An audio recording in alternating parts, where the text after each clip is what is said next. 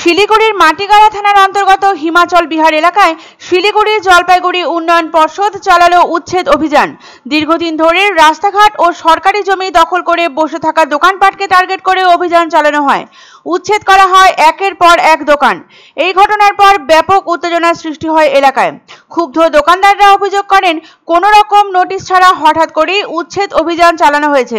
তাদের অভিযোগ, বছরের পর বছর ধরে সেখানে তারা ব্যবসা চালিয়ে আসছেন, কিন্তু বিকল্প ব্যবস্থা না করে এইভাবে দোকান উচ্ছেদ অমানবিকতার পরিচয় বহন করে।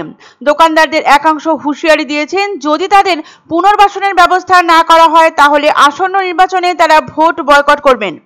ইতিমধ্যে এলাকার সাধারণ মানুষের মধ্যে ব্যাপক ক্ষোভ সৃষ্টি হয়েছে।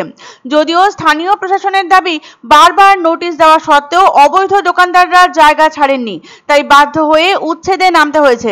এই ঘটনার জেরে এলাকায় অতিরিক্ত পুলিশ মোতায়েন করা হয়, যাতে আইন শৃঙ্খলার অবনতি না হয়।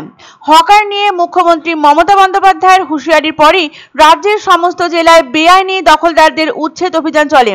তবে অনেক ক্ষেত্রে পুরসভা এবং পুলিশের পক্ষ থেকে উচ্ছেদের ঘোষণা মাত্রই হকাররা নিজেদের দোকান নিজেরাই সরাতে শুরু করেছিলেন। হকার ইস্যুতে মুখ্যমন্ত্রী মমতা বন্দ্যোপাধ্যায়ের স্পষ্ট নির্দেশ ছিল, কলকাতা সহ সমস্ত পুরসভা এলাকায় হকার বসার সুনির্দিষ্ট নিয়ম মানতে হবে।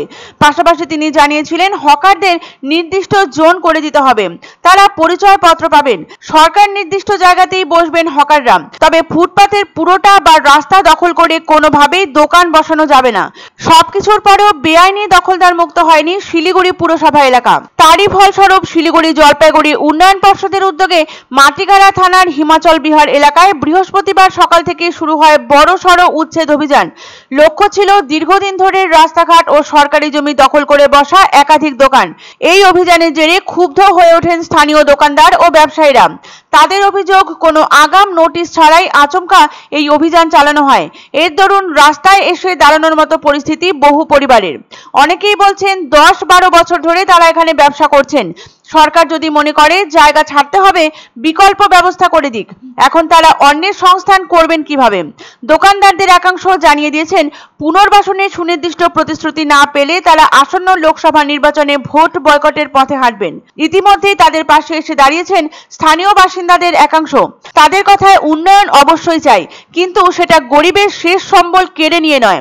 ঘটনার পর পরিস্থিতি যাতে স্বাভাবিক থাকে সেজন্য এলাকা জুড়ে মোতায়েন করা হয়েছে অতিরিক্ত পুলিশ।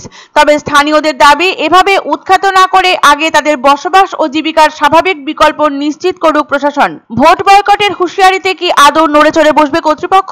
আপাতত সেটা দেখার অপেক্ষায় মাটিগাড়া থানার হিমাচল বিহার এলাকার বাসিন্দারা।